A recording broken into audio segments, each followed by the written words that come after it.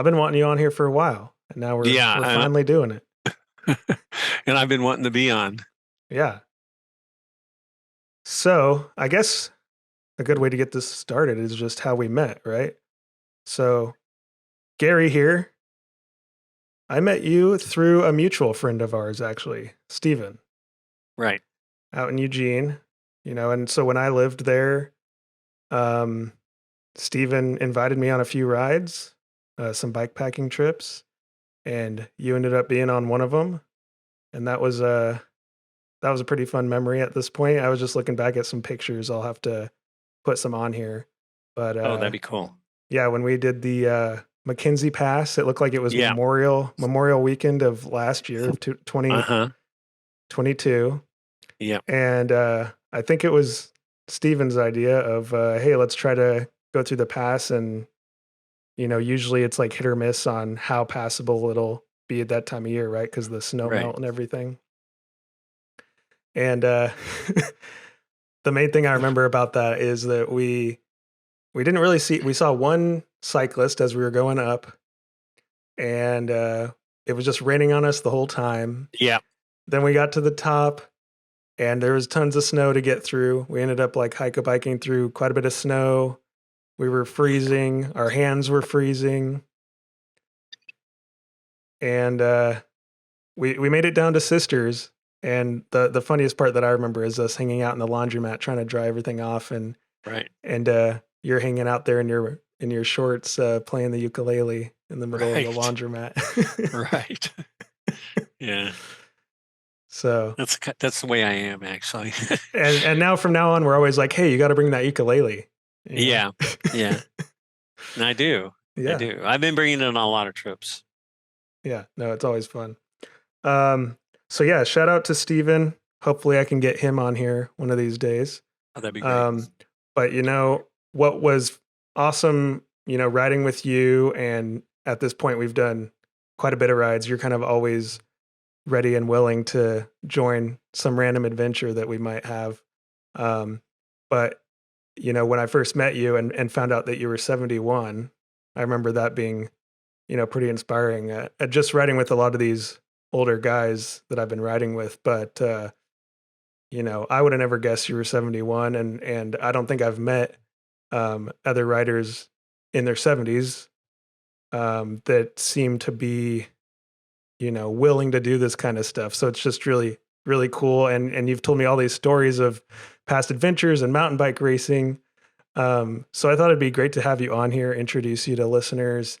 We've brought up Gary in previous episodes, and you've been in various videos on the YouTube channel. So why don't you take some time just to kind of tell us a bit about yourself and the adventure sports that you've done over the years. Yeah, okay. Good, thank you. So I'm going to start way in the way back. It's like Mr. Peabody in the Wayback Machine. So in high school, there wasn't really much to write back about sports, but when I went to college in Boulder, CU in Boulder, every day I'd ride to the top of the Flatirons. I mean, it'd be like 1,000-foot ride. I'd do that every day to just kind of clear my head. So I was I've totally always been into biking and mechanicking, wrenching bikes and racing and riding. But where my sports really kicked off is my first job in Denver. And this was about 1974, 75. Some of the people at the engineering firm were instructors at the Colorado Mountain Club. Which was pretty big at the time. It might even be big now. I don't know. I've lost touch. But um, I took a bunch of their courses. I came in, became an instructor, rock climbing instructor. That was a bad position for me because I kind of abused my authority, and that's another story. But so I started climbing, and then I pretty much moved to the Northwest and I kept climbing. I kept rock climbing, but I mostly started doing alpine climbing and ski mountaineering. That was my big thing. And I guess in college I did downhill ski, kind of raged with the the other engineering students. Every day we would no at least once or twice a week we'd go up to Eldora ski area, which is above Boulder, and we'd hang around the parking lot and clip somebody's ticket with wire cutters. We'd say, "Oh, you look gimped out," and then we that's too bad. They'd be loading their skis, and then you'd say, "Do you mind if we clip your ticket?" You know, so it's kind of like your dirtbag Yeah, yeah. college engineering student. So were So you did you grow up in Boulder? I'm trying to remember I grew here. up in Aurora, Colorado. Okay, okay. Yeah, And yeah, and what would you say before we move on, um, to when you moved northwest, but what originally got you into um just doing that kind of stuff? Did you grow up in a family of people that did that kind of stuff, or like not what was your lead not into that? yeah, not at all. I basically I never I was in gymnastics in high school. So I wasn't like, that's a nerdy sport and it was just a single sport I did, but I didn't start skiing till college, but by the time that by after 4 years of skiing like once or twice a week for free in high school, I got pretty good. And then when I got my first job, and it turned out that the people I was attracted to were totally into mountaineering and ski mountaineering, I went, oh well, this was like, you know, it was like you got chocolate on my peanut butter. No, you got peanut butter on my chocolate. But so yeah, that was really cool. So that kind of started me into my sports career, which branched out way big time, which I'm going to go into when you ask. Okay. Well, yeah, you mentioned, so when did you end up moving out to the Northwest? And was that Uh, specifically into Eugene or was it somewhere else before then? yeah, no, into Eugene. So I graduated in 1974 and I moved to Eugene in 1979. Meanwhile, I was in Denver really doing the Colorado Mountain Club and skiing and climbing. Um, and then I got here and I just started climbing all of the Cascade Peaks, skiing them, doing a lot of ski mountaineering. And then I branched off and I did a bunch of different sports. I was doing mountain bike racing. I was doing cross country ski racing just a little bit. Was doing whitewater hard shell kayaking. I did windsurfing. Did I mention mountain bike Dang. Yeah, racing? yeah. Okay, so S- so these are all kind of like gravity outdoor sports, and they're mostly done alone type sports. The climbing is cool because you're roped with somebody, and it's really cool to be thinking, know what the other person's thinking when you're thinking it. That's a cool sport. And I think bike packing has a little bit of that. Like you're like, okay, we're done.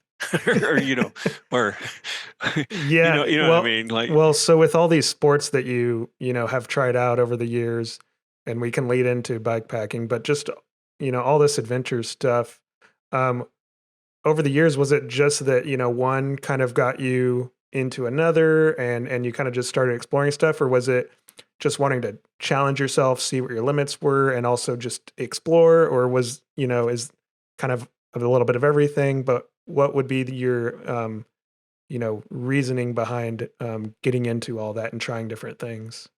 I would say I was being around the calendar outdoor sports. So it'd be winter skiing, spring kayaking, summer mountain bike racing, fall. Usually, I missed climbing season was early spring. Fall was kind of a downtime. If there were hunters out in the woods, there was about 2 months we had a little bit. I had a little bit of downtime, and then it would all start again. And I probably did that for 30 years in a row, where I was just following the seasons with the sports. So, Yeah. because if you want to mountain bike ride and all the trails are super muddy, well, that makes sense. What's a good sport then? It's cold and wet. Oh, skiing, just go a little higher. Yeah. And would you Yeah. say that you're kind of somebody that can't really sit still that much? Like you kind of like being out doing something and that kind of helps the mind and helps kind of just having something to put some effort into. Yeah. Yeah. Kind of absolutely in that. Um, I would always have this residual conditioning going. So if one sport ended, I'd go, God, I got all this residual conditioning going. What am I going to do that's going to be aerobic and gravity sport out? If that answered your question. Yeah, yeah. No, I Yeah. totally get it. Yeah, you're kind of like I've found myself doing the same thing. Like, I've found a love for biking and bike packing, but it doesn't have to be the only thing. As conditions change, maybe even the things you bike or the type of bike might change. Or, hey, there's snow now. Maybe I'm going to go try something totally different. Or maybe it just even depends on the amount of time you have and where you're at. I found myself even cross training through going on a run and things like that. Um, Doing some hiking. I mean, even some of these are like recovery activities because hey, you just did some crazy, week. So another thing to bring Yeah. up is you I think last week you just got back from doing some 5 day um mountaineering camping kind of thing, right? Yeah, in the Eastern Oregon and the Strawberry Mountains. I left out a big aspect. I left out that I was road racing, running. I was doing Hmm. 10Ks, half marathons. I did 2 marathons, but I hated them. But I did a lot of half marathons, and then for a while there, I was doing triathlons. That's awesome. Yeah, and so I Quite mean, you've uh, tried tons of different 2 or 3 year. things. Yeah, the tin Yeah. man, the Tin Man ones, which are the short. It's the Olympic short course And would you uh, say that you kind of just triathlons. have a love for all, different aspects of all these different things, or is there ones that have kind of become more of your favorite activity?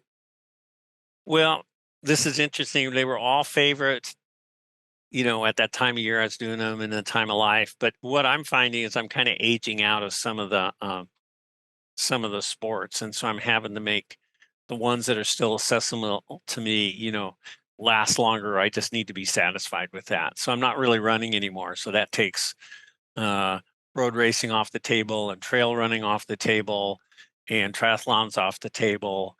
But I can still swim just fine. I still bike just fine. So as sports become less accessible to me because of my physicality, then I'm just like I'm still going, and in the ones that totally make sense. Yeah. What was your most memorable mountain bike race? I'm kind of curious how those went. Well, I had a really good I had a really good friend who was also racing at the time. Well, we did a race at Hoodoo where it was twice around the mountain, twice to the top. um, when it was melted out. That was really interesting. And actually all the mountain bike races were cool. I mean, the ones I did were like the um let's see, Ashland Hill Climb and the Jacksonville race and a mudslinger and the Fat Tire and the Mosier races in the gorge. I guess the one that's most memorable is I missed a shift right at the beginning in the in the a gorge race, and I dropped my chain, and I'm like fishing around in the dirt looking for my chain, and all these bikes are coming through and throwing up all this dust. The last guy comes along, and I go, "You got a chain tool?" And he reaches in his jersey and tosses me one, and I put my chain back on. I'm only like 200 feet from the beginning of it. And I put my chain on. It was a really good hill climber then. And I would just start catching people on the climb. In those mountain bike races, they were Norba kind of citizen races. They were 25-mile cross country races, and they almost always consisted of a 6 mile uphill, 6 mile downhill, 6 mile uphill, and a 6 mile downhill. So I put my chain back on. I got to the uphill, and that was my forte. And I, got sort of back into it.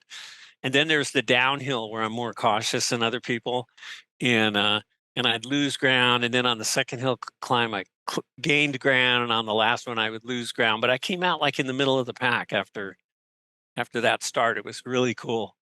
And one other story, there was another race where I'm just talking to the people and having this stuff, and then the gun goes off, and I go, "Where's my helmet?" And I know that I like left it on the beverage table or something. I go like, so I'm like the last one out because, I'm looking.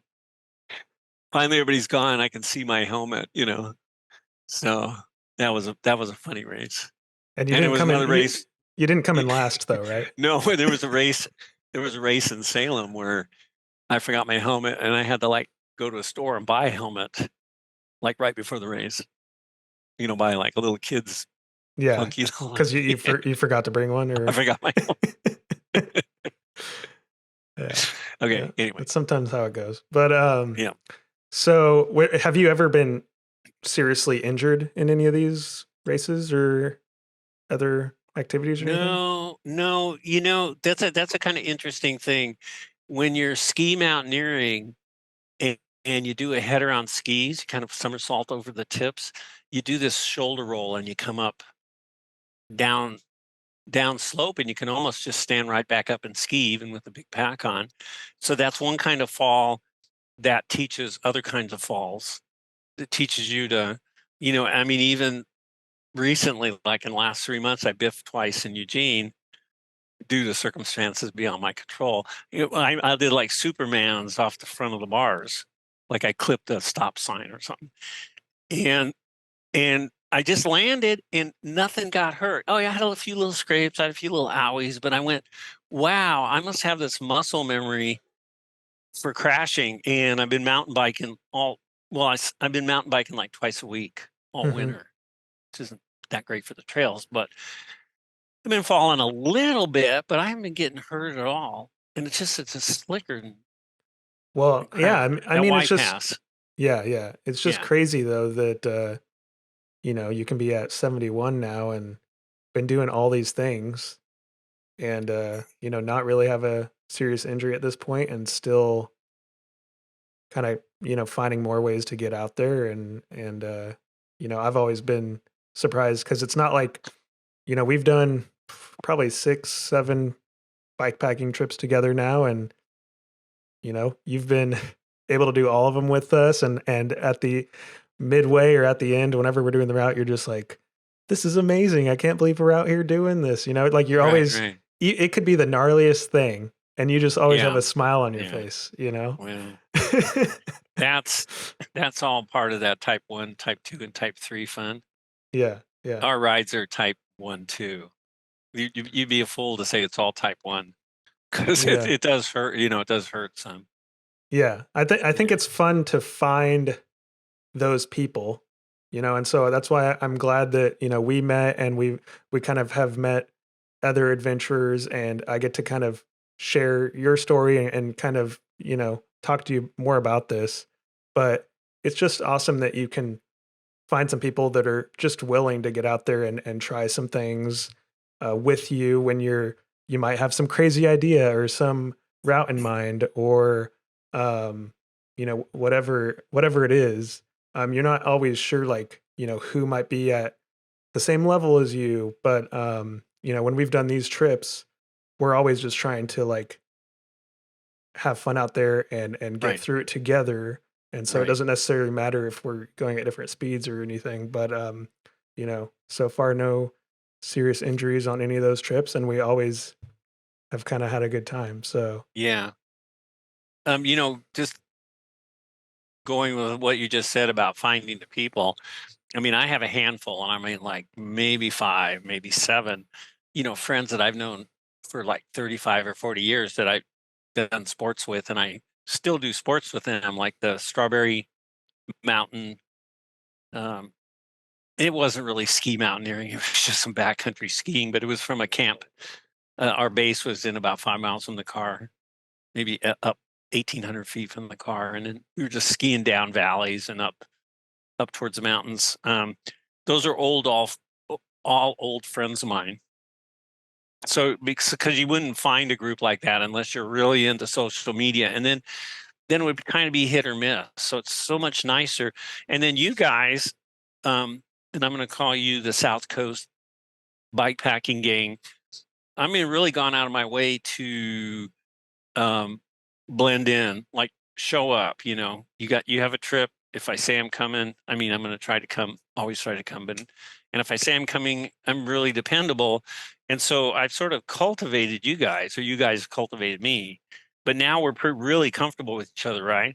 So now you and I could go bike packing in New Mexico or something. And you know it wouldn't be a total Yeah. cluster. I mean, Yeah. you got a known going. So that's how I find people is I don't just find them, I cultivate them, and then I like them, and I try to reciprocate by being dependable. Yeah, definitely. And I think you learn after a couple trips, or not, if not even just one, about like, because if like when I did the ride with you and Steven and we, s- a lot of people would find it miserable and probably would have just canceled at some point or said, sorry guys, I can't I do thought it this, was kind of I thought it was kind of cool. We had two gnarly spots. We had the spot at the top of the pass where we were being sleeted on, and I was shivering and I couldn't even put my hat on. I couldn't put my gloves on. I couldn't I couldn't put my hat on. And Steven helped me. And then we had another miserable section where we're going along the river on the fisherman trail where we're like bushwhacking for 2 miles through just hideous, Yeah. dense, you know, Yeah. And, foliage. there's definitely times when people will do like a bikepacking trip solo.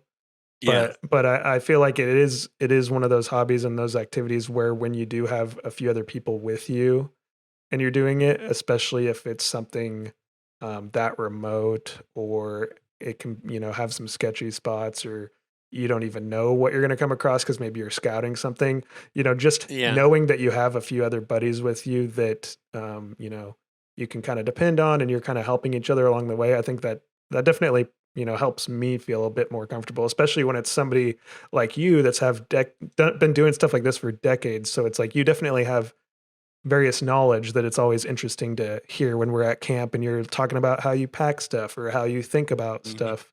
Um, so I've been just, enjoying that Cool. experience of being able to hang out with different people and get to know your story and how you think about some of these things. Cool. Yeah. These actually the same friends I went on the ski trip about a week ago. We did 2 weeks down in the Grand Canyon, and we totally hiking in the Grand Canyon, and we were down in the canyon. We dropped a food cache and then did a 1 week hike down in the canyon, and then got our food cache, which was already down there, and did another week in the canyon. And I totally dialed in lightweight. I totally and then that has this huge. So I've been doing these long, like 6, 7 day hikes.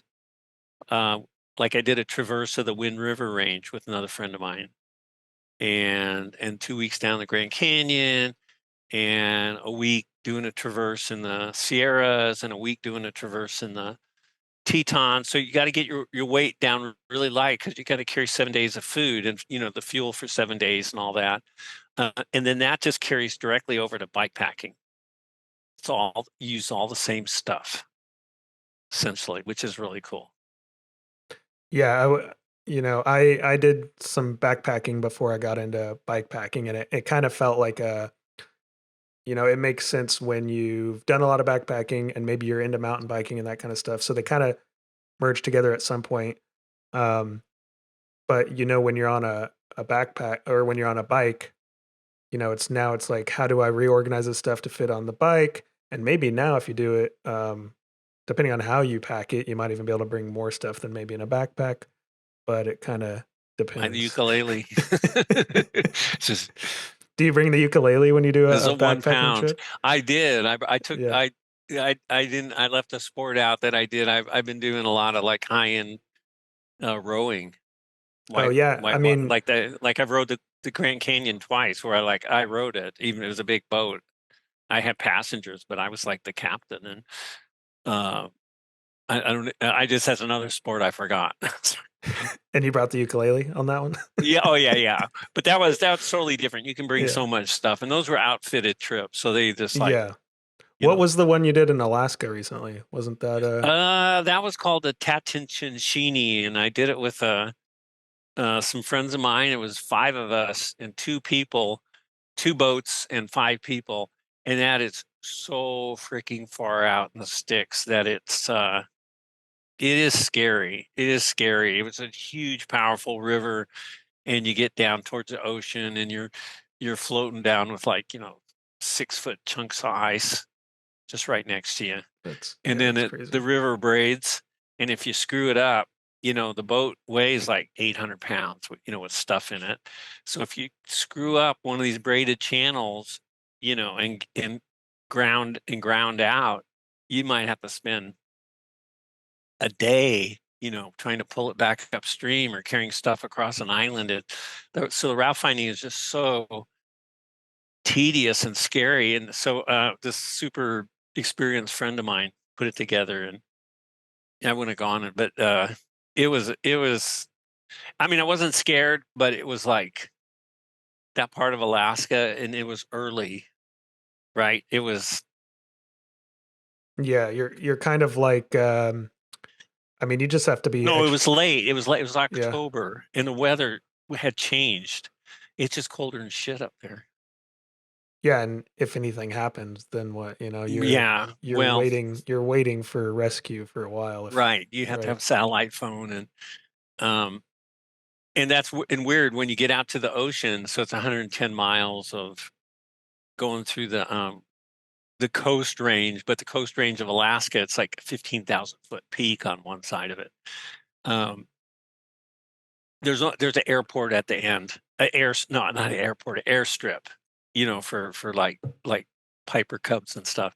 That's it in the whole, 100. Well, maybe it's 140 miles. So how many people did you see while you were out doing that? Do you see other None. people? No.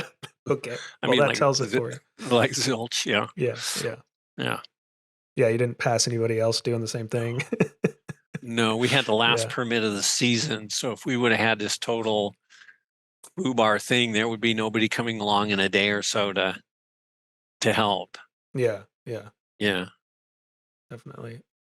yeah. So, as far as bike packing, with all the different adventures you've done, different hobbies, different sports activities, is there anything, that you would say is unique about bike packing or what you like most about bike packing? I guess what I would say is from all the stuff, it probably makes sense that you got into bike packing, but what would you say was um, what got you into it? Like was there a time when you did like your first bike packing thing? Did it kind of come to you as far as like, I know people do the touring on bikes, but Yeah. did you race a bit and then be like, "Oh, I want to try doing a tour?" Like how did that come about? I left out another sport. I used to, At I this used to, point, you probably left out. I used You're to, I not going to used name them to, all, you know. they didn't call it bike passing. They call it bike touring. Yeah, yeah. I did like, That still counts. yeah, When we no, say but bike that was packing, I on mean, highway. No, my bike touring was like in the 70s. That was like from Prince Rupert to Calgary and on the highway, the Yellowhead Highway, and then I did the 101 from Portland to San Francisco and some other ones, and those were okay at the time because the cars weren't as powerful and there weren't as many. And right now it's just totally unsafe to bike tour. I think. I mean, I do it. We rode 101, and you get kind of numb to the noise and stuff. But actually, the pure bike packing, where you're on gravel and you only see 4x4s and a ranch or two. Every day you might see 2 or 3 vehicles, is really nice and remote. It is really nice, and then it's you have the adventure of like, where's the water? Where's the yeah, food? Like, yeah.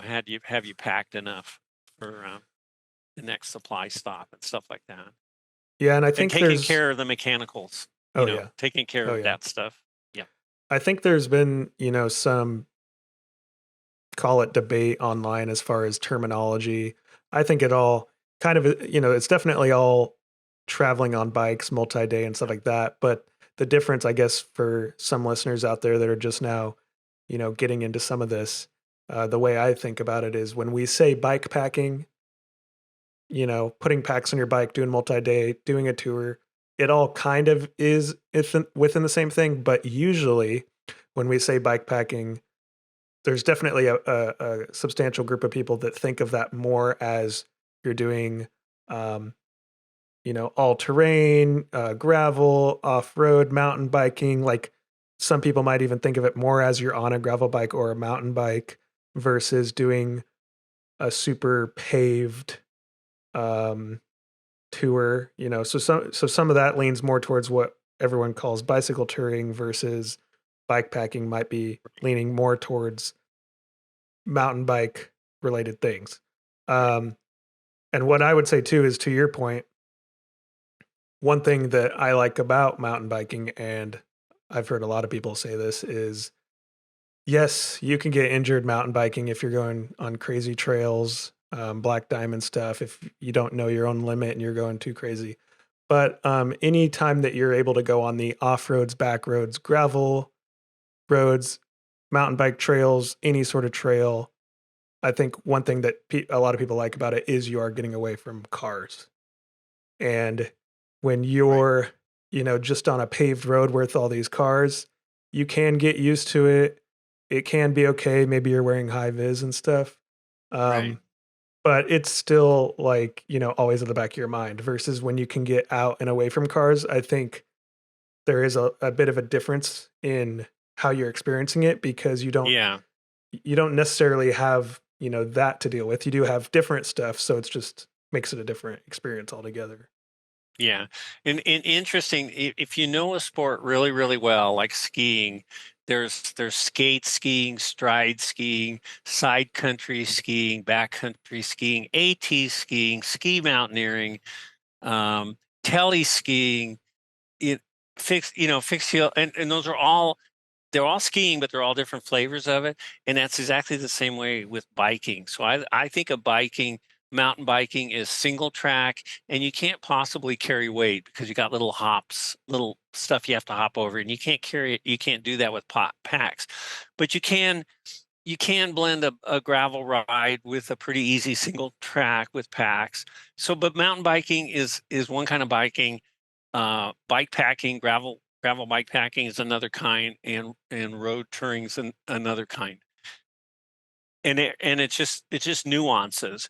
And you use in any one ride, you might be doing all of them. I mean, with packs, um, I did the Great Western Divide, and they try to keep you on gravel like 80 or 90% of the time, but you get to a place where you got to go 4 miles down a state highway, super busy state highway.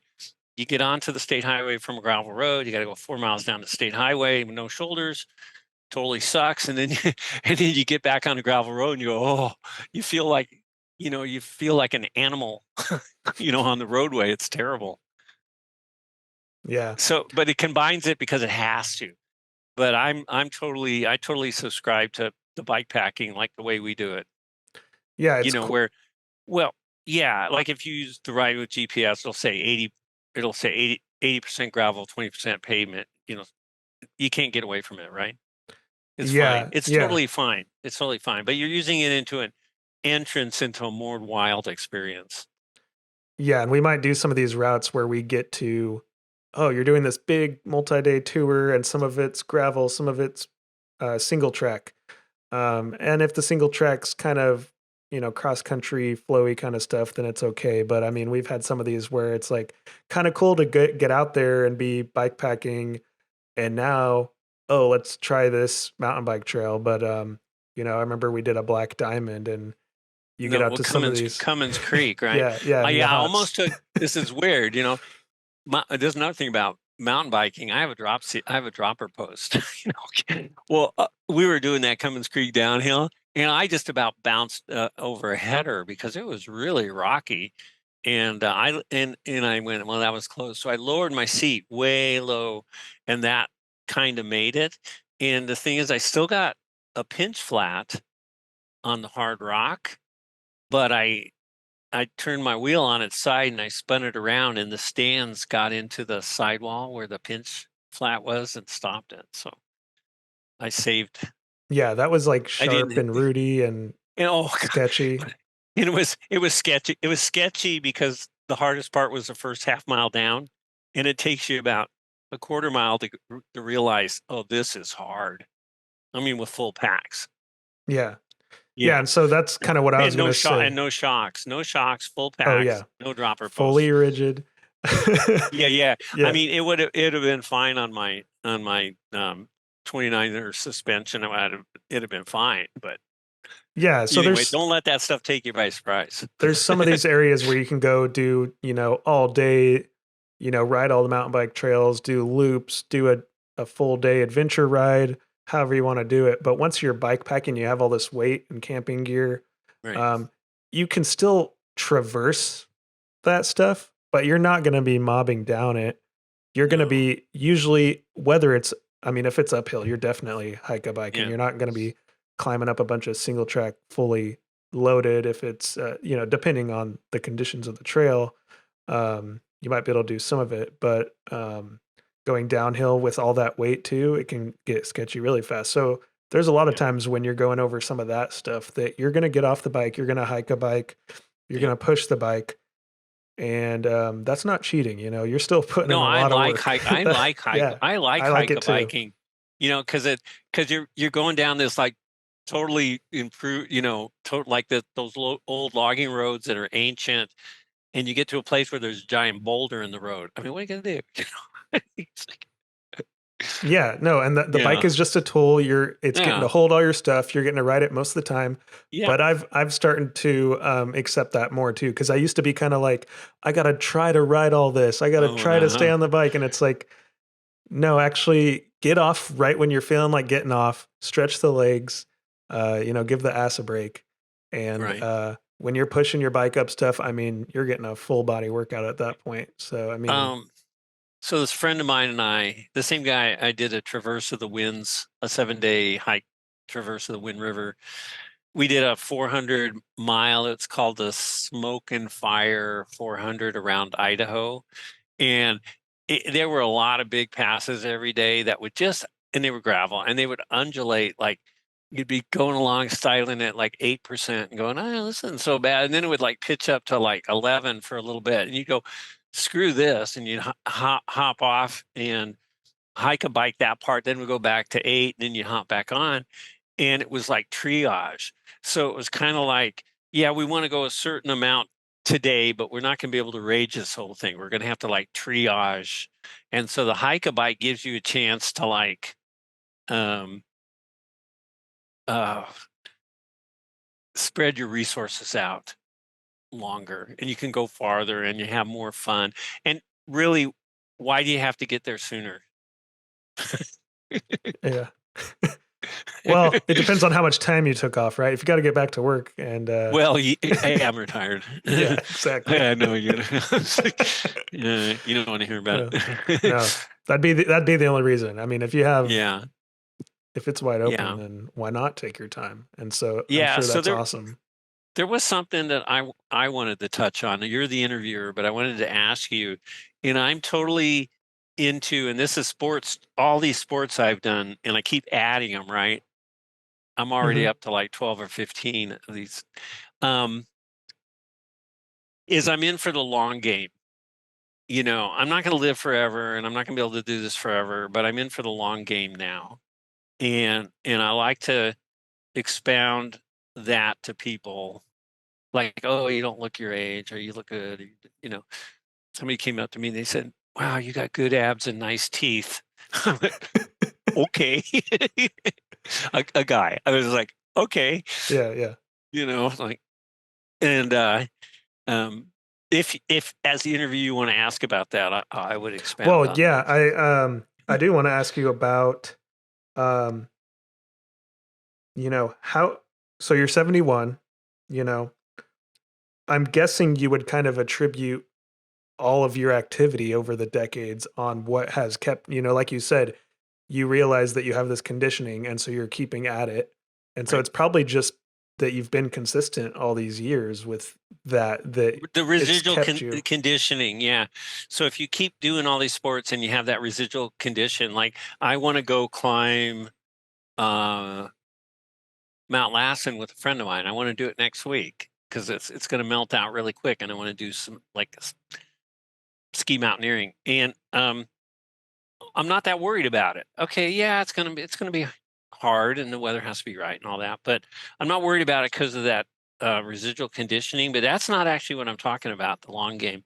The long game is getting enough sleep, eating well, using lots of sunscreen, using hearing protection virtually all the time. People are loud.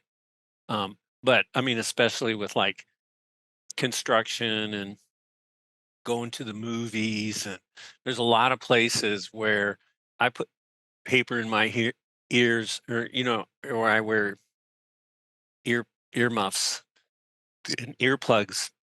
Uh, Yeah. and the reason is, my dad kind of went deaf. He was in World War II. Yeah, gunner or something. Yeah, you're starting out in a hole, right? It was loud. And towards the end, he lived to be really old. Towards the end, he was such a huge pain in the ass to talk to. And a lot of time you'll talk to people and they kind of hide their hearing because they'll go, I didn't catch that, blah, blah, blah.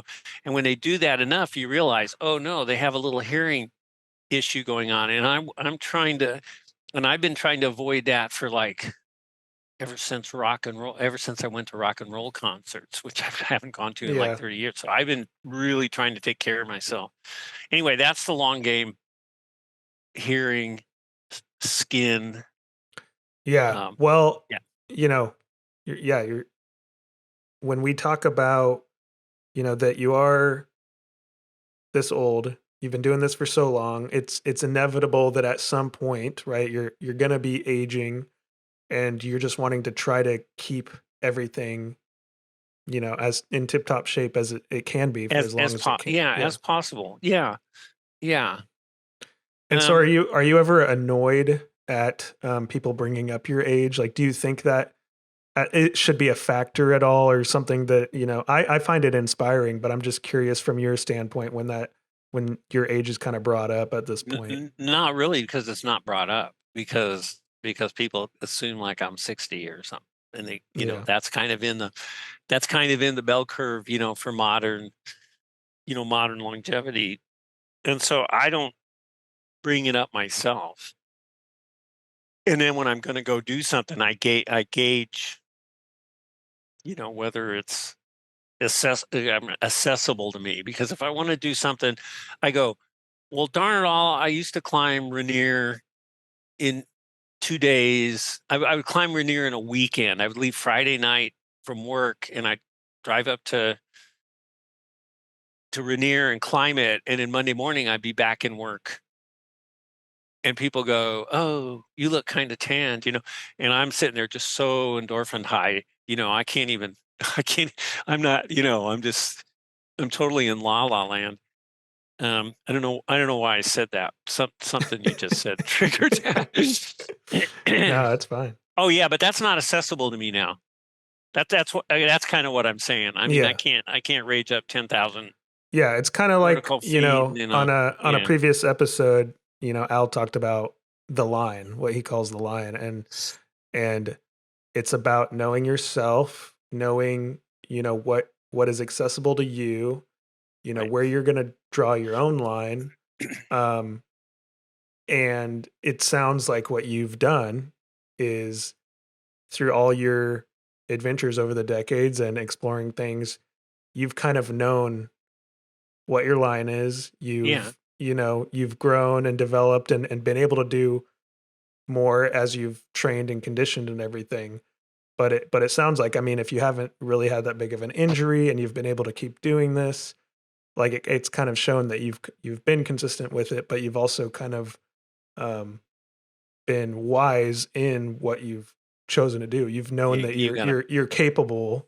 you got to You're pick your you got yeah. to pick your battles. Riding with you guys is totally fun because while I am the last up a pass by about 5 minutes. We did a one ride. I don't know if it was Eden Ridge, where there was a bunch of switchbacks, It went up a river and then it did a bunch of switchbacks. And I saw you guys at the top, and I was like half a switchback back, which was not very far, but 5 minutes. And it was like, well, if that had been longer, it's okay. It's okay. A lot of times it's okay. I'm Yeah. not going to really, I'm just going to do my steady watts I feel comfortable with, and then and call that good. And so far we're all happy about it, right? Yeah. And I think your energy levels throughout the day and throughout multiple days change. Cause I know for sure there's been rides where you've been ahead of me at some point and I'm just, in my own little pace, doing my own thing. So I think it all, changes Yeah. depending on all of that. And, It I've just helps it been, it what? helps that you're filming. Yeah. Well, that's, yeah. That's one thing is that when I'm filming and everything, that's taking more energy, right? That's the thing is like, No, I yeah, have to that's realize like, I'm not just riding this ride like everyone else. I'm also like stopping and taking pictures and trying to, I'm wanting to show what you guys are doing, like, being able to share your story, share what other people are doing. I'm kind of having fun with being able to capture some of it, but that does, um, take a little bit more, it kind of can distract. So I try to find that balance as I'm doing it. yeah. Well, you're an amazing videographer and you're an amazing graphic designer. Thanks. And I don't heap that praise on people lightly. I'm just glad that I found an opportunity to practice more of those skills and use it Yeah. for something like this. So, even this podcast is still just a experiment in progress. Yeah. Yeah. So No, I'm glad to be on, and I think Steven would like to be on. It would be great. yeah, Yeah. it's kind of cool to be able to, um, I'll continue to have more episodes with people that I've met and maybe others on in the online community that are doing some of this stuff. But um, like I said, I've been inspired by you and some of the others that we've talked about, and I've also appreciated, you know, you guys always being willing to invite me on something or Oh yeah. willing to, come ride with me. And I kind of want to share, this what I see as like a positive community of people that just want to get out with each other and Right. have fun and test themselves. Um, and so, the more of that kind of community that we can have and show examples of that, I think is just great for others to see and be a part of. Yeah, I really, really think you're promoting the South Coast gravel riding like an amazing way. I actually believe you're headed, or we're heading for some kind of micro fame. Well, at this point it's I think all of Oregon, I really love Oregon because there's so many different landscapes and places in Oregon Right. if depending on what you're looking for. I've explored areas, made various routes. Now I'm on the coast kind of showcasing some of that. And it'll just be a continuation of exploring more areas, trying to share stuff. But just trying to get more people to join us and Yeah. as we can work things out and line things up and do some more group rides, like who knows, maybe at some point we have some bike packing Oregon bike packing uh ride that we do that where there's 10, 15, 20, of people Yeah. that all want to connect and try to do something together. Well, So they have the adventure weekend. You guys were part of that. That was great. yeah. I Yeah. have a route that I owe you guys because you've been doing so many routes, but I have a route that's going to go from the coast to the valley and back. And I so want to it do would that. be, We need to yeah, yeah, figure out no, the no, coast to you know what? You're going to make me ride it right away. But because I want you guys to just stay on the coast, just drive up the coast to Yachats and, and just do a coast range ride and back like a 4 day. It would be 140 miles yes. We a day so of, what yeah. Gary's talking about is the sea to sea, but which is Corvallis to the coast, but we're gonna try to do a different variation on it, We're right? going to do it backwards with a lollipop. So we're not going to do, Mm. yeah. What's Yeah, better and I what's know it better than a works. lollipop, Yeah, I know it works because it was baited by the by the Corvallis Bicycle Club or something, and I met these guys out there in the middle of when I was doing the C to C. So that was Awesome. cool. I'm looking forward to it. Yeah. Do you by any chance have your ukulele, or were you wanting to try to Oh, I could get it. do you And want to try to sing the song? I don't know if oh people are yeah. aware, but you're the one that so Gary, as you're I'll tell the listeners Yeah. as you go get it. But Gary here is actually the one that uh, helped me develop the theme song, the Bike Camp and Chill theme song. I wrote some lyrics when we were out doing the Eden Ridge roundabout trip in Powers. And like we were saying earlier, Gary usually brings a ukulele out with him. We've been calling him the campsite musician. And so, Gary, before you do this, one thing we didn't touch on is, where did you get this musical skill that you have? Oh, When did you play musical instruments? Have you been doing that oh, most of your life, or I played the guitar in college, and then I okay? and then I took up the banjo. And I'm not like great. Okay. Okay, remind me of the start of the words.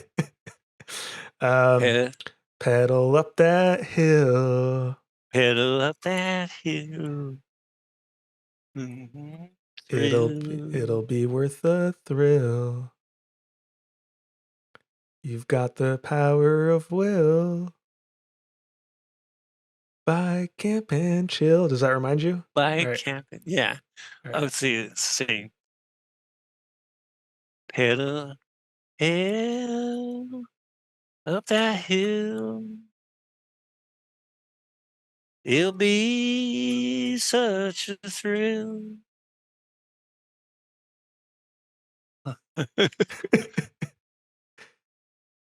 Okay. That This was is this is usually how it cold goes when turkey. Cold yeah, turkey's yeah, not yeah. not No, no, working. So no.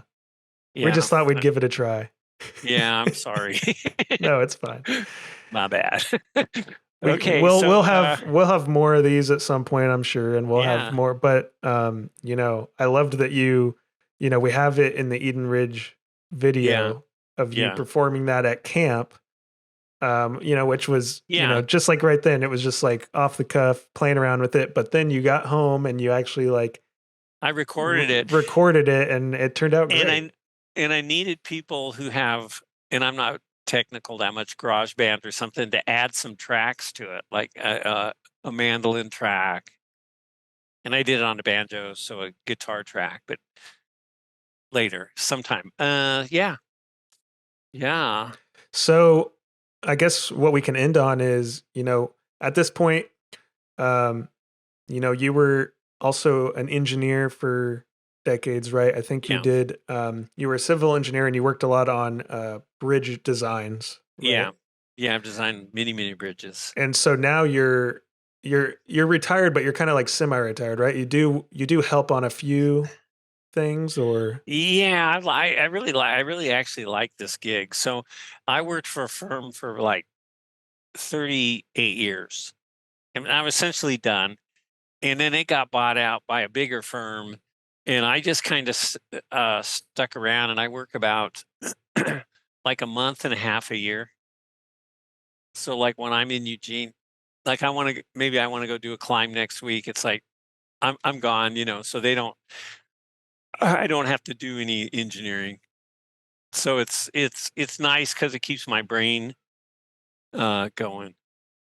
It's yeah. nice, and I also love engineering.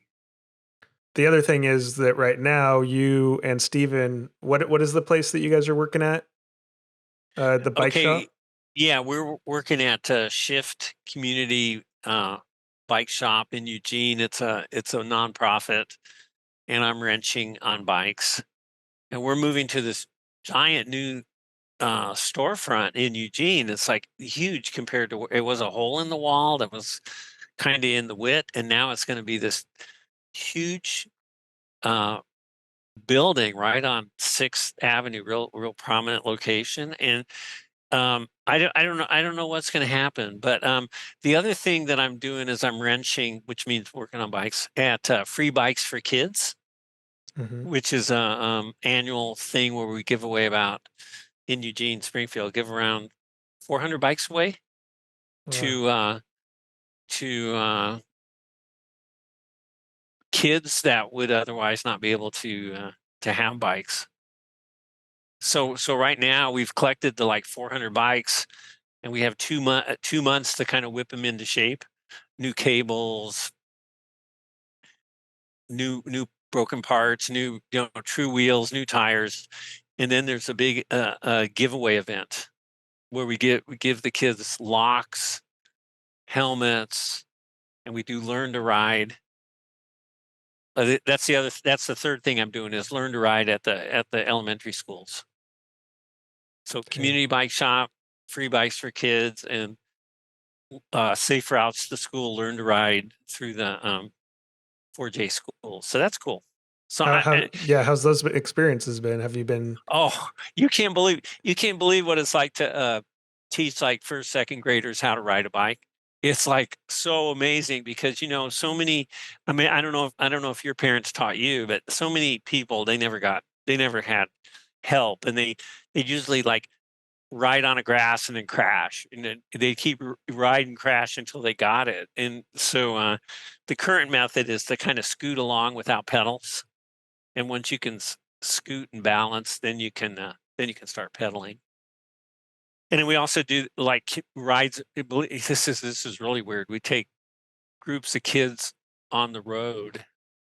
Everybody's wearing orange vests, and we're taking them in traffic. I mean, they can pedal, but they don't know anything about staying alive. Yeah, so you're teaching them all the traffic safety. Try, Yeah. yeah, trying, but there's a lot of nuances. A lot of people are afraid to ride in cities because, I mean, they don't know people open their car doors.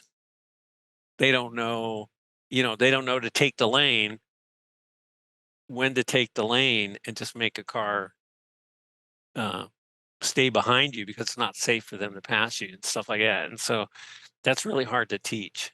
Totally a skill Yeah. thing.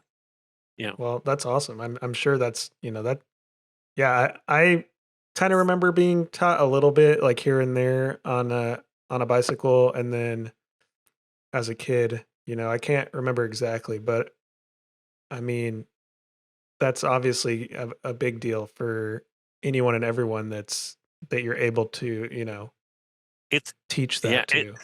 it's a rite of passage.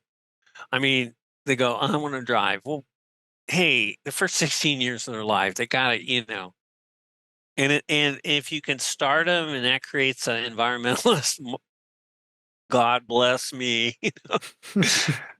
Well, the system in Eugene is really good, and I bet Coos Bay has one that's similar Yeah, if you there's look around. Yeah. yeah, there's a community bike place here, Front Street, that Yeah. I've heard about. Yeah. So yeah, and I think, there's definitely these, like, a lot of communities have some sort of thing like that.